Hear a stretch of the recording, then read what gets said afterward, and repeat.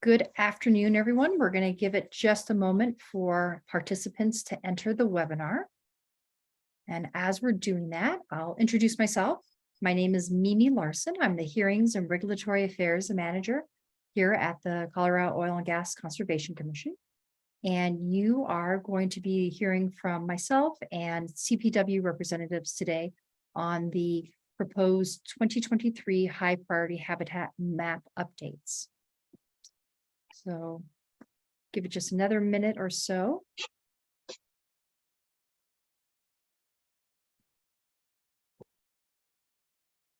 Okay, it looks like the participant list is starting to level out.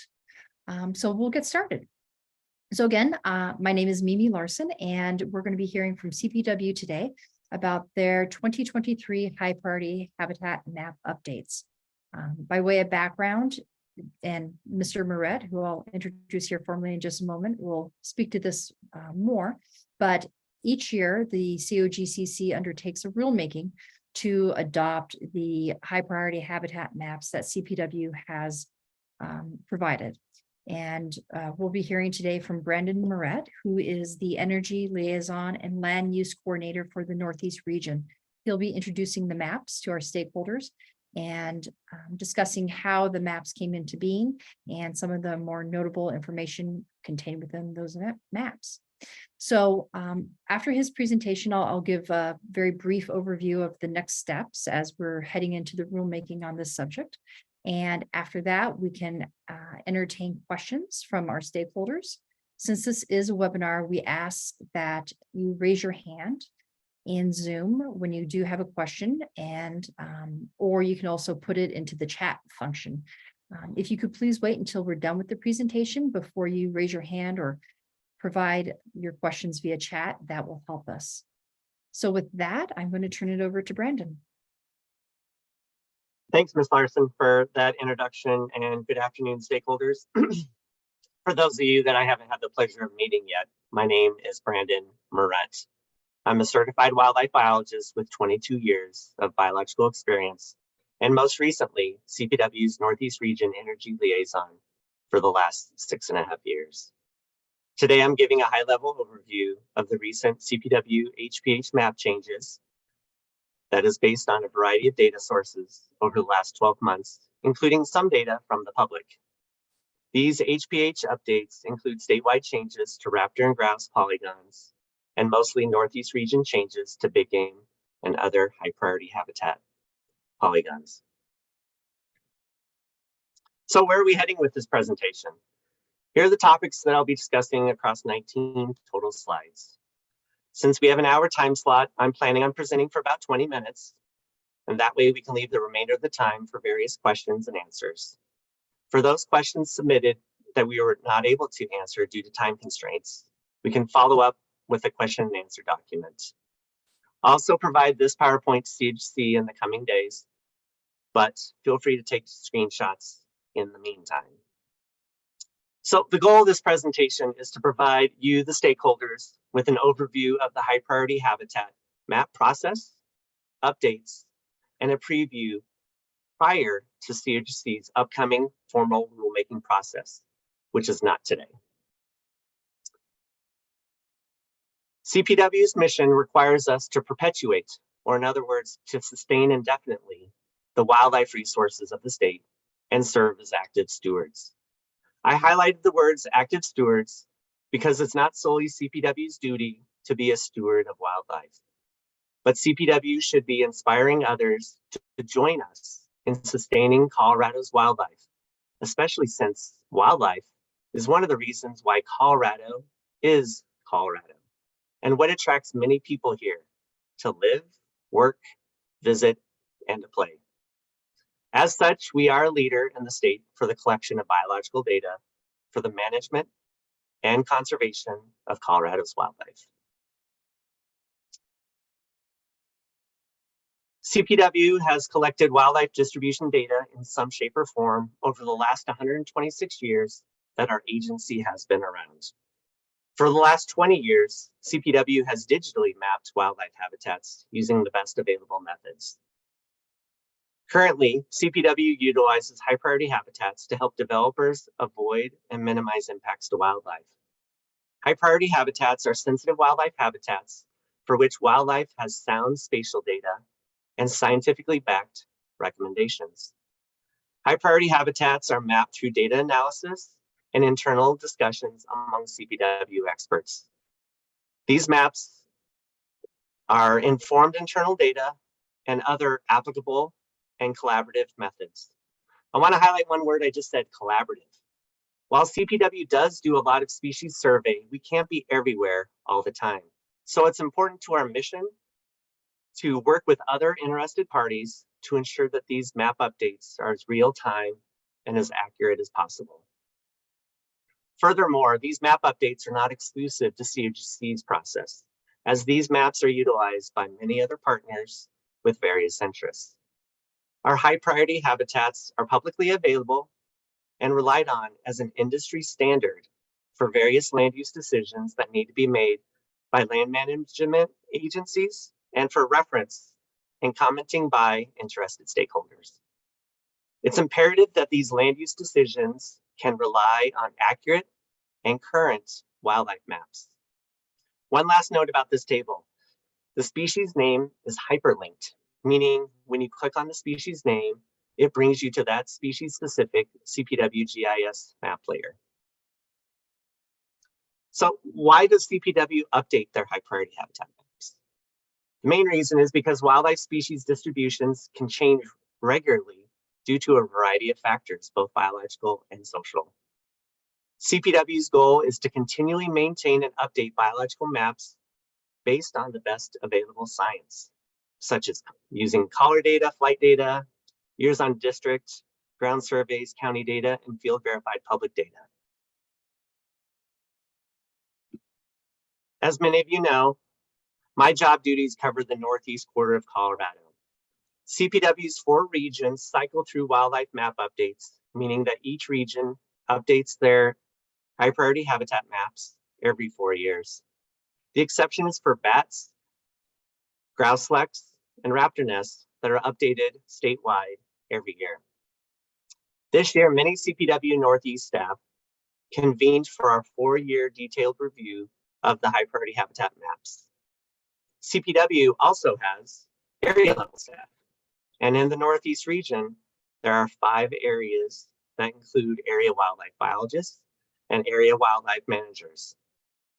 And these areas also have district level staff, of which combined, there are 37 district wildlife managers that live in these districts year round and are an expert in their respective districts. So you might be asking, why is this information important? Well, it's important to understand that dozens of our experts, from area wildlife managers, district wildlife managers, area biologists, myself, GIS staff, and other CPW staff, have hundreds of combined years of biological experience. And we collaborated for many days this past summer to review these high priority habitat layers. But it's not just CPW data that we reviewed, as last year we received about 3,000 data locations, mostly raptor nests, from a variety of entities. In some cases, the local biologists and DWMs knew about the nest, and in other cases, we field verified the data before we included it into our map. While CPW's regions complete this big mapping effort once every 4 years, you should know that CPW regularly updates our maps based on the best available science. Furthermore, these maps are the current snapshot of the best combined knowledge of wildlife species distributions across Colorado. As Ms. Larson mentioned earlier, if you recall, the Colorado Oil and Gas Conservation Commission undertook a similar map update process last April. So this is the second time post SB 181 that CPW is proposing that COGCC matches the latest wildlife distribution maps. This last year, we also attempted to improve the process based on stakeholder feedback from last April to allow for stakeholder review a month or so prior to CHC's upcoming formal map update rulemaking. And that's why I'm presenting this information to you today, based on that stakeholder feedback. For those of you that might be wondering, why do we need annual map updates? Here are 4 reasons. Number 1, many don't want to go back to the days of drastically different maps and outdated maps between COGCC and CPW. Number 2, per COGCC rules, it's an annual time to ensure that COGCC's wildlife maps accurately reflect CPW's current wildlife maps. Number 3, these map changes are updates to the current wildlife distributions across Colorado. And number 4, these map updates can also benefit operators' planning efforts and instill confidence that they can rely on current and accurate wildlife maps. So if you haven't done so already, or if you're wondering how do you access these map updates, go to COGCC's interactive map and expand the Parks and Wildlife folder to see 2 subfolders with the 2022 and 2023 dates in the titles. This 2023 map update is a snapshot of the current wildlife distributions as of December 15th, 2022, and is what CPW is proposing to COGCC to consider for stakeholder review. With this foundational knowledge as background, let's transition to seeing the actual maps and numbers.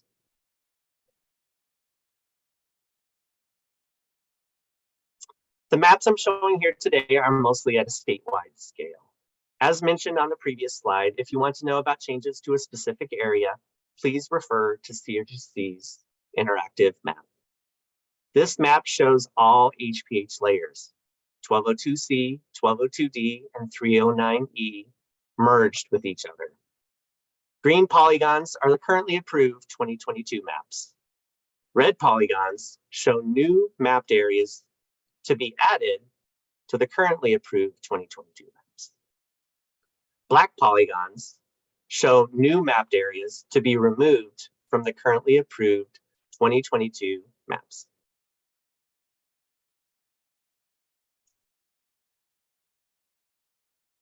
While I appreciate how a map can share a lot of information on one slide, I also like to see numbers as well.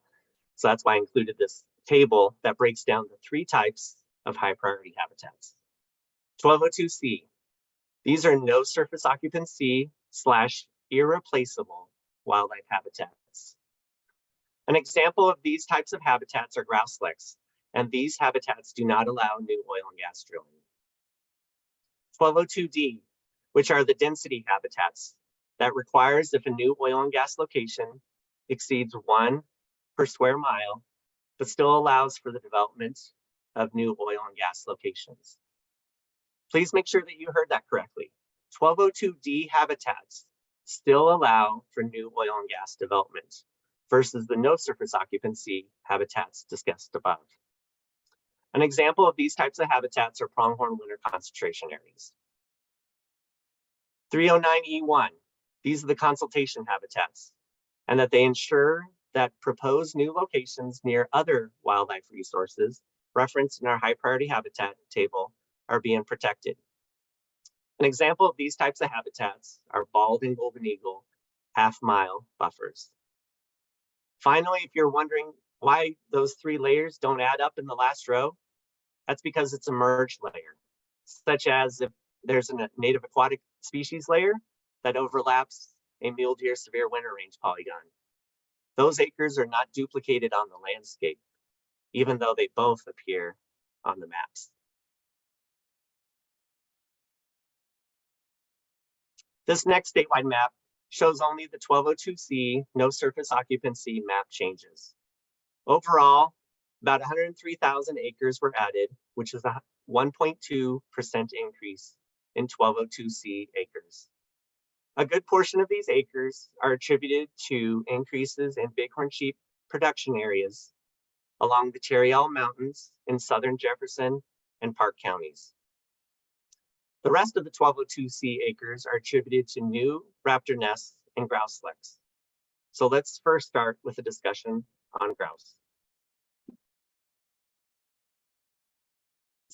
First, so that we're on the same page, these are the specific species that I'm discussing: greater sage grouse, Gunnison sage grouse, Columbian sharp-tailed grouse, plain sharp-tailed grouse, greater prairie chickens, and lesser prairie chickens.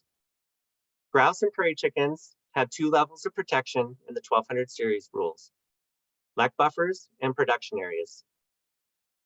Leks are defined as any lekking activity in any year in the previous 10 years. And also, species-specific, no surface occupancy buffers are based on scientific literature. NSOs buffers also protect up to 50% of the nesting location. Leks in and of themselves are an indicator of the high-quality nesting habitat, and these buffers protect against impacts to both the lek and a high percent of the nest. However, I will note that leks with no activity within the last 10 years are not included in this map update. Production areas, these are defined as habitat important for nesting and brood rearing.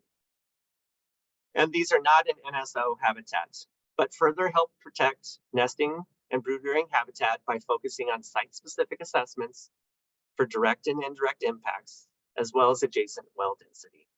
In other words, oil and gas development is allowed in grouse and prairie chicken production areas. With that grouse terminology as background, let's get back to statewide maps and specific numbers. As shown on the left map, overall, there was about a 20,000 acre increase in statewide grouse and prairie chicken leks. Underneath that map shows the specific grouse and prairie chicken species, and overall, there was mostly a slight increase in lek acreages. As shown on the right map, overall, there was about a 73,000 acre increase in statewide grouse and prairie chicken production areas. Cumulatively across species, there was an overall increase in production areas across the state.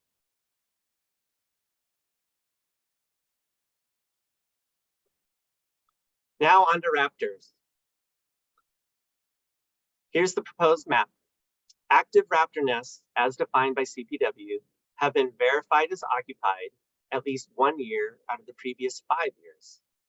Inactive nests have not been occupied within the last 5 years and are not included in this map update.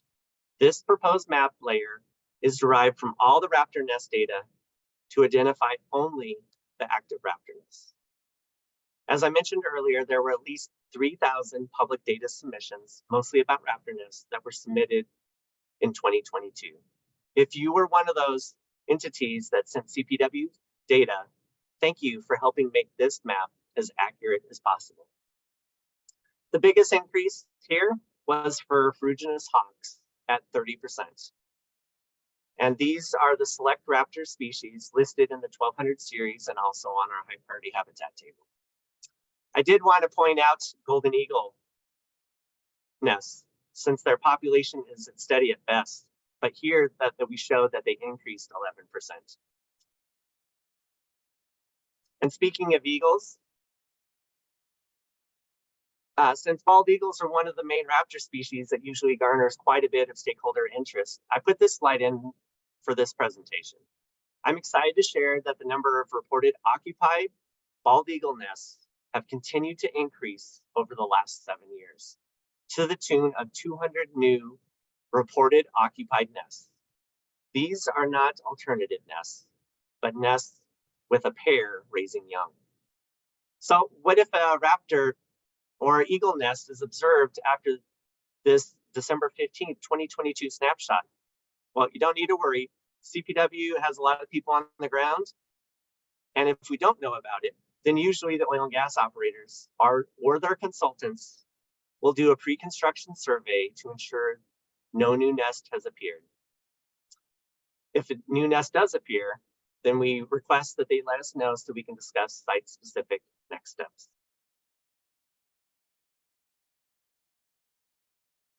Moving on to big game and greater prairie chicken changes in the Northeast region. Here's some of the main highlights. There was a reduction, which is again shown as black, in Weld County for mule deer severe winter range and pronghorn winter concentration area, but an increase, which is the red, in mule deer winter concentration area. Over in Yuma County on the east side of the state, there was a reduction in mule deer severe winter range and an increase in greater prairie chicken leks and production areas. And there was also an increase in Arapahoe and northern Elbert County for pronghorn winter concentration areas. And over, as I mentioned earlier before, that there was an increase in southern Park and Jefferson counties in bighorn sheep production areas along the South Platte and Tarryall Mountains. And finally, there was an increase in Park County for elk production, severe winter range, and winter concentration area. And there's a table with various percentages and numbers.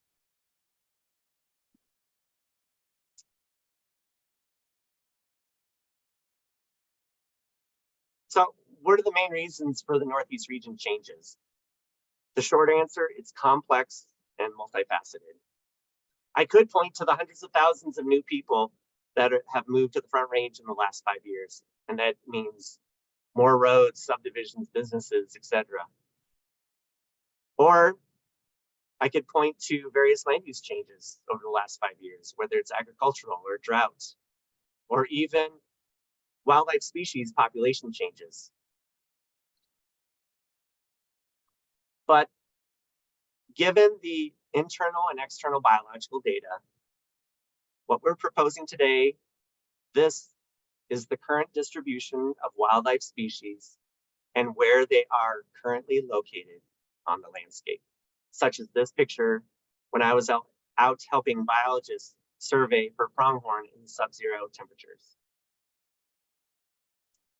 So in conclusion, these maps are a combination of a lot of hard work of many dedicated and extremely experienced CPW staff, as well as the inclusion of data from various external stakeholders over the last 12 months. In other words, this is the best available science.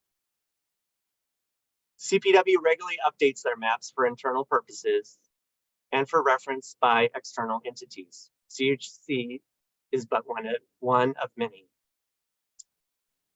And these are the most current and accurate maps that CPW proposes to the Colorado Oil and Gas Conservation Commission to include in the upcoming formal rulemaking. This is not the end, but the start of the stakeholder process. So we encourage feedback from stakeholders on maps for the rulemaking.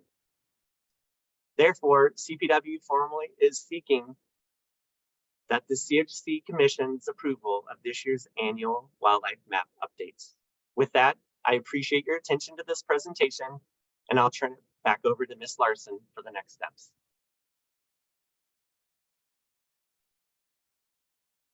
Thank you very much, Brandon.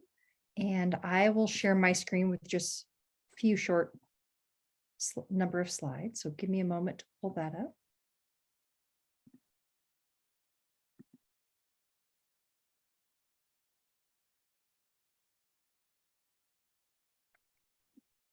Okay, there we have it.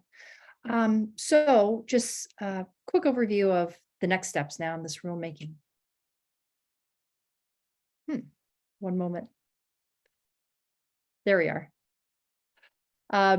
So first thing, Brandon noted that, this effort CPW has undertaken is a result of a great deal of research, data, sound science, but we recognize that stakeholders may still have comments that they would like to share with COGCC and CPW about the maps. So we have put together a Google form for our stakeholders to provide comments on the maps. We ask that if you're providing comments, if you have data that you could also provide that would support your comments, we would appreciate that. That helps the subject matter experts carefully review your comments and be able to look at the maps and see what, how those comments may or may not affect those maps. So that public comment form has been noticed and put on our website, the COGCC's website, under news and announcements. There is a notice about the high priority habitat maps being available for the public to view on the COGCC's interactive map. And in that announcement, we've added a link to a rulemaking folder. And in that rulemaking folder is the public comment form. Additionally, we're going to have in that folder the presentation that Brandon shared with you today. This presentation that I'm sharing with you now will also be in there. And as we go through the rulemaking, we'll continue to populate that folder with additional information and materials. As it relates to the actual notice of rulemaking itself, our rules require that we have that to the Secretary of State on file no later than February 28th. So we will have the notice of rulemaking to the Secretary of State by February the 28th. In that notice of rulemaking, we'll identify when we will be hearing these maps, when the commission will take them up at a hearing. It will be in the spring of 2023. We just haven't yet determined exactly what that date will be. So that ends it for me. As I said, if you have, oh, let me stop sharing. There we go. If stakeholders have questions, if you could raise your hand, we're monitoring the participant list. We can call on folks. If you could also put your question into chat, that helps us. We can read out the question, and then Brandon and other CPW experts are available to answer questions that folks may have. So with that, we'll give it a minute for individuals to start populating chat and or raising their hands.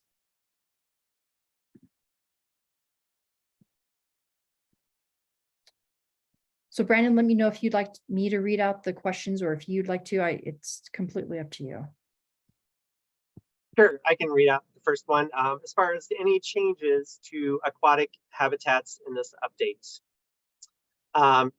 Yes, there were, and let's see, I will probably call on Daniel Newman to answer that broad question. Yes, there were aquatic updates to the Northeast region, and I believe exclusively in the Northwest region or Northeast region for this effort.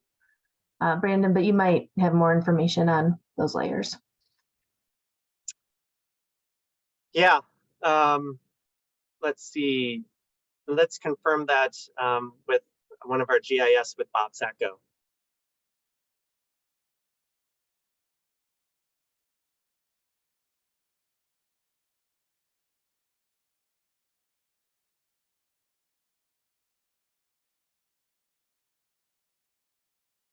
Looks like you might need to be elevated to a panelist. I apologize, Brandon. Who is the Yeah, no worries. individual that we? Bob Sacco, sorry. And while he's getting, I can go to the next question. And Brandon, if you like, I'm happy to take up the next one as well. Yeah. Well, let's see. It looks like there's another one as far as which regions being updated in 2023. We go counterclockwise around the state, so it'll be the Northwest region.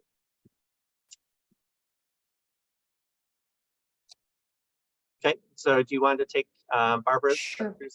Okay. Yeah, happy to do so. So Barbara Mills-Bria asked how the maps protect wildlife. So I would refer Ms. Bria and the other stakeholders to listen to Mr. Moret's presentation, which again, we will have that information and a copy of the Zoom file within that rulemaking folder. And Ms. Bria also brings up an example of some activity that happened at a Crestone pad last year. And again, this stakeholder meeting is designed to address the proposed maps that CPW has put together for 2023. And so any specific questions that you or other stakeholders may have about prior permitting activities, I would ask that you just send those questions to myself or Mr. Moret directly, and we'd be happy to speak to you about that offline. Sounds good. It looks like we're next to Gabrielle's question. Is that correct, Mimi? Yes.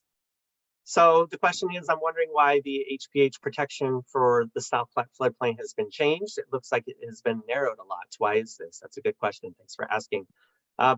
When we do these map updates, like I mentioned, there's a lot of local experts for a variety of species, and we have definitions for each of the layers too. So based on that local knowledge and based on the definition of the various layers, that is the short answer of why it's been narrowed, just because other areas outside that didn't meet the definition. Thanks for the question.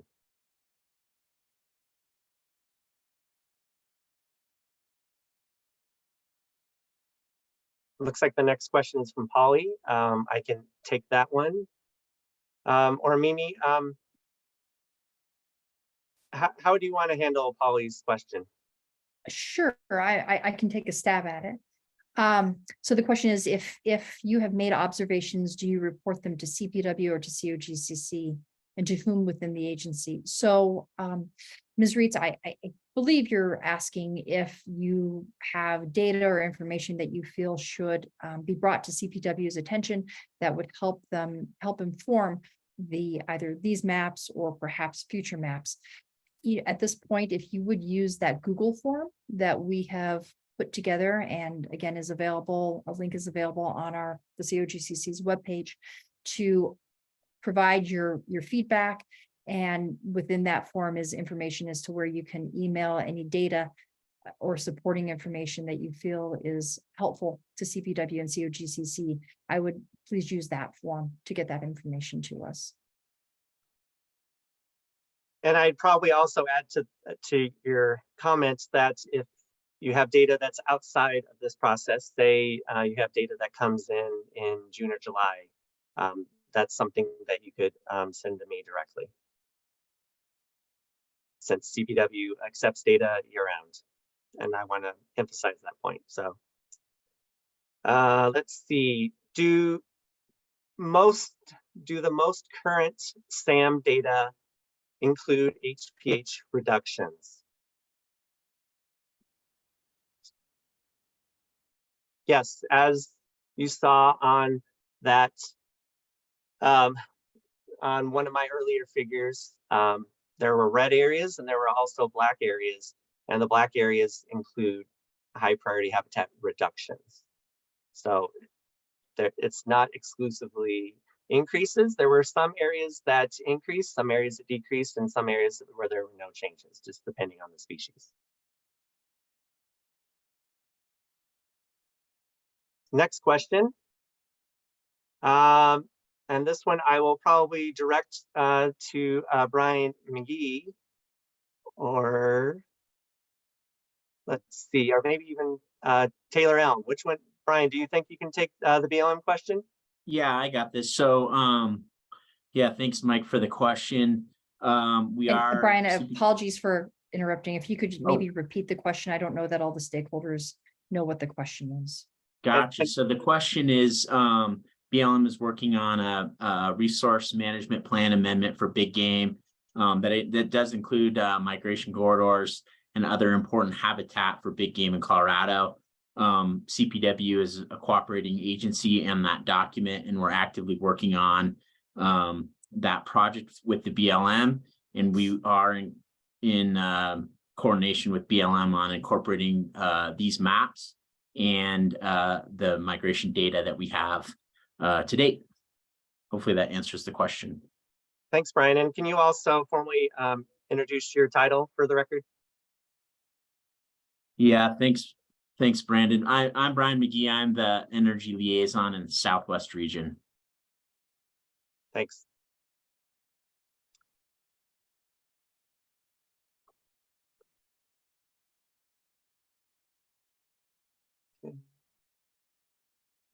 Let's see, is the next question looks like from Jason.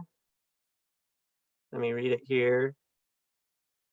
Is there any way to change the CHC maps to show the existing versus proposed to be different colors? Right now, they're both yellow. It's really hard.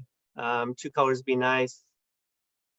Yeah, and I think to answer that question, yeah, and that's something we can definitely work on, you know, when we update the maps next year. And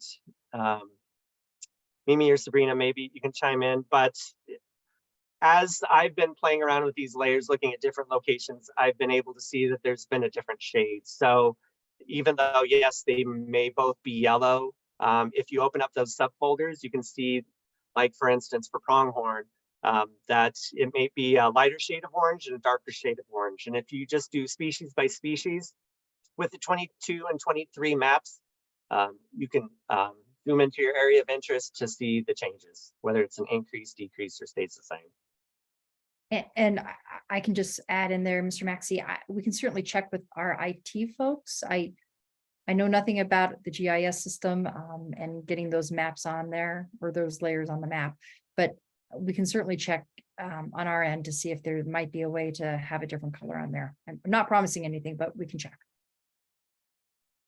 I might weigh in on this as well. Hello, everyone. I'm Sabrina Trask, the Planning and Permitting Manager. Yeah, we should have probably had Chris Eisinger on this call, but I will speak sort of on his behalf. Jason, I appreciate that question. It might be such that during this review period, we can ask Chris's team to change the colors. But I think if the new updated HPH maps get adopted, and when those become permanent on the website and we remove the old versions, I think we'll probably try to maintain the color scheme that people have been using for the last couple of years, just for consistency. So thanks for the question. I'll check in with Chris to see if we can do something sort of in the meantime, so to better differentiate the 2022 existing layers against the 2023 proposed layers. Thanks, Ms. Trask. Next question, can you clarify whether this rulemaking will include suggested revisions to the maps for the greater Denver metro area or not? Yes, since the Northeast region completed their map updates, Area 5, CPW's Area 5 is in the Denver metro area and included in the Northeast region, so Denver will be included. Next question. How can a scientist obtain access to the underlying data used in CPW's high priority habitat for a specific species? More specifically, observational and survey data over time that can be used for spatial temporal analysis of wildlife habitat utilization and human activities, including oil and gas. Yeah, that's a really good question.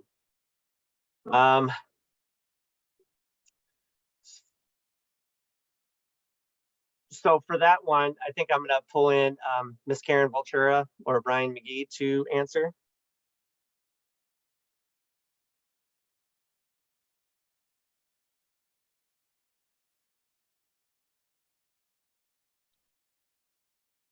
Or maybe Shannon has appeared. So Shannon, do you mind taking that answer? Thanks, Brandon. Shannon Schaller, Northeast Region Deputy Regional Manager. To answer the question about whether or not a scientist can have some of the underlying data used in our HPH maps. Our HPH maps they contain data of years of observed observations of wildlife on the landscapes, along with numerous other data sources, which can include collar data, aerial and ground surveys, and they don't reflect any one point source of data. And at times, CPW can share certain pieces of data, although some of that data is also protected, especially if it's a part of a research project or something like that. And what I would say is that if you as a stakeholder have interest in data, there are opportunities that you may be able to get some of that data. And if not, we can explain that to you. And I would just encourage you to reach out to either your local land use or energy liaison or biologists that may be responsible for collecting that data, and we can work through that request. Thank you, Ms. Schaller. The next question from Ms. Rose. Thank you so much for holding this informational meeting and walking us through the updates and process. The maps you showed today are really helpful, and I really appreciate that. I know CPW has been working hard to identify key components of big game migration corridors, including migration pinch points and bottlenecks. What's the current status of CPW's pinch points or bottleneck maps, and can those be incorporated into COGCC's HPH maps statewide at this time, and then updated going forward annually as the HPH maps are? Brian, I know you talked about this a little bit earlier. You want to further elaborate? Sure, Brian McGee, Southwest Region Energy Liaison for Colorado Parks and Wildlife. I'll tackle the first question about what CPW has been doing with migration pinch points, but I'm going to defer to Ms. Larson or someone else from the COGCC to talk about rulemaking associated with those. CPW has for the last several years post the 181 mission change rulemaking process has undertaken a pretty extensive process to look for and describe and define migration pinch points across Colorado. We have done that. We do have some spatial data across the state and a robust definition, at least that we think qualifies as a pinch point. And we have shared that with COGCC.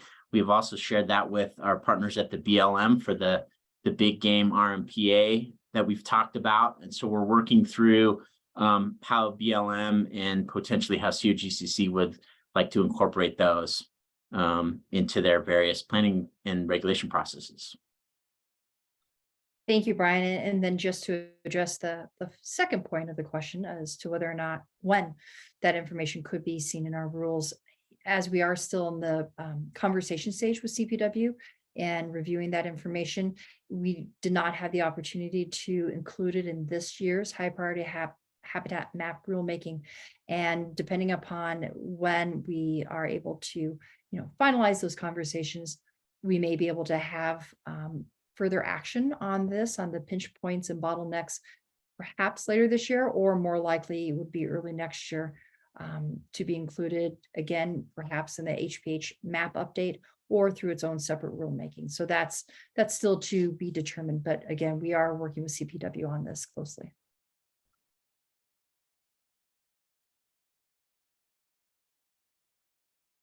Great. Let's see, next one from Mr. Keller. We are appreciative of CPW's and the state's efforts to maintain realistic protective habitats for Colorado species. Regarding mule deer severe winter range expansion for 2023, there seems to be some significant expansion of habitat in the DJ Basin. I know there are many factors in determining this habitat, but could you call out any species-specific real-time data, like collaring, that has been considered? And so I'm going to defer that to Ms. Schaller. Thank you, Brandon. To answer the question about what type of real-time data we have in the DJ Basin, we don't have any current collaring efforts, but our efforts for data collection include aerial and ground surveys for mule deer. And then along with that, just observations from field staff. It's a lot of private land in there, so we get reports and observations from landowners. And then in addition to that, we have staff in that area that have been working for CPW for 20 plus years. So a lot of that comes from the current distribution of mule deer on the landscape based on, like I said, those many years of observed data combined with those other data points, which include aerial and ground surveys. Thank you. The next one from Kirby. Will you make the proposed new wildlife map layers available as shape files, as the colors are identical for 22 actual and 23 proposed? There's no easy way to compare before after. Looked at the greater sage grouse leks, for example.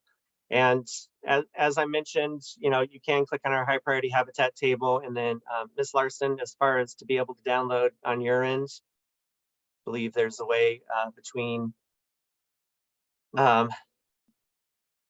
but we will make sure that there is a way, there should be a way for that to occur. So we will include that answer in our follow-up Q&A.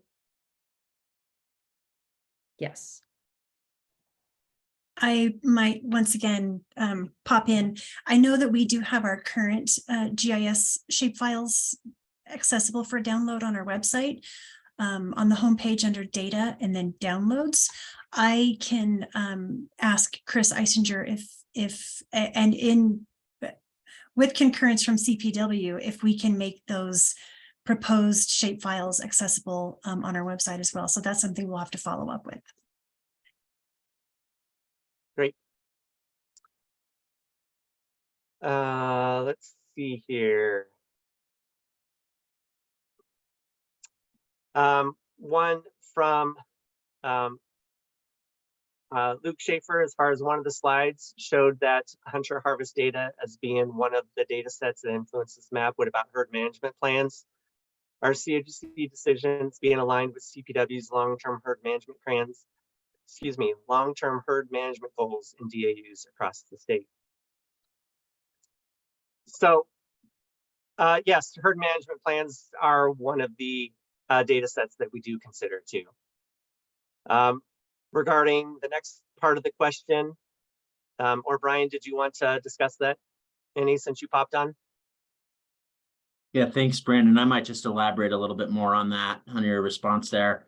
So I think, you know, specifically, Mr. Schaefer, to your question, you know, the herd management populations don't take into account specific COGCC decisions, nor is COGCC taking into account population levels, but we are working through the rules to make sure that any impacts from oil and gas development are avoided, minimized, and mitigated to the extent possible. And so that's how we're sort of getting at the population levels associated with our herds and maintaining our herds across the state. Thanks, Brian. Question from Suzanne O'Neill. We understand CPW has now developed a definition for pinch points. When and how will COGCC address pinch points? Mimi, I think you addressed that already. I did, and I see Ms. O'Neill has a question a little bit later on in the chat asking how the public can advocate for rulemaking on the pinch points to be undertaken this year. So Ms. O'Neill, thank you for your interest and thank you for your questions. You know, again, staff is coordinating with CPW on the information that we've received, and certainly we understand your desire for that rulemaking to happen as soon as possible, and COGCC certainly wishes to move forward on this. Again, I don't know whether it will be this year or if it will be taken up early next year, and perhaps again in coordination with the HPH map update a year from now. So again, we are closely looking at this, working with CPW on it, and we'll be moving forward on a rulemaking on it. Great. Next question from Mike Pauls talks about the identification of aquatic and riparian habitats, largely based on stream designations in USGS topo maps. In other words, perennial versus intermittent streams. Or are these now based on recent aerial or on ground surveys being used to improve the designation of aquatic habitats in the Northeast sector, especially for native aquatic species? Are any of these streams being reclassified as perennial versus intermittent? Keep up the good work. Thanks for the comment. Ms. Newman, do you mind responding, please? Yes, I'm Danny Newman, a land use specialist in the Northwest region. So our aquatic layers are based off of internal management categories and were existing prior to this rulemaking and the adoption by COGCC. Our field staff is out there every year looking at segments, conducting surveys, and that's why we have the opportunity to annually update our aquatic layers. So they change based on field staff designations and annual review from our aquatic sections. We don't typically reclassify the categorization of streams. They're usually pretty accurate, but if we do notice a discrepancy, it certainly can be updated during the annual process. Great, thank you. Let's see here. To get back to Kirby's question, I had a follow-up comment that COGCC post-filed geodatabases, and CPW, like I mentioned, has posted the specific shapefiles on our ArcGIS distribution page. Let's see, going down through, is the HPH mapping of higher resolution and more current than the Colorado Conservation Data Explorer mapping, which is Codex, maintained by the Colorado Natural Diversity Database? program. And so appreciate the question. And yeah, HPH is one of the layers at Codex. There's obviously a lot of layers in Codex, and generally speaking, yeah, the HPH mapping is of higher resolution, and I would expect that Codex would want to incorporate our mapping updates as one of the entities as well. Brian, you want to chime in? Yeah, thanks, Brandon. I'll just add to that. Codex uses the exact same data set that we use for our SAM layers, which are the same basis for the high priority habitat maps that COGCC is considering now. So the intent is that whether you access those habitat layers through COGCC, Codex, or directly from CPW through SAM, that they're all the same layers with all the same data behind each one of those layers. Great, thanks for adding on. With that, I don't know if I'm looking at this right, but I think that was the last question. Are you seeing the same thing, Ms. Larson? I am indeed. Okay, well, I think with that, unless there's anything else, you can feel free to reach out to your regional energy liaison or COGCC personnel if you have additional questions, and be on the lookout on their website. I appreciate you having us on, Ms. Larson, this afternoon, and I guess I'll turn it over back to you. Thank you. So just a reminder to everyone, we have on the COGCC webpage under our news and announcements, a link to the rulemaking folder where this presentation will be held. The actual PowerPoint will be in that folder, and a copy of the Zoom video will be there so you can watch it as well. It takes us a little while to download the Zoom and make it pretty and do everything needs to be done to get it posted, but it will be there. Also, the Zoom video of this rulemaking presentation, stakeholder presentation, will also be on the YouTube channel that we have for COGCC. So if you want to go back, watch any portion of it, you will have that opportunity to do so. And another reminder, we do have that Google form for you to provide feedback on the maps. And with that, I don't see any other chats coming in, so I think we can end it there. So thank you to all our stakeholders who were able to participate today, and thank you, Mr. Moret and the CPW team. We appreciate your time this afternoon. All right, good afternoon, everyone.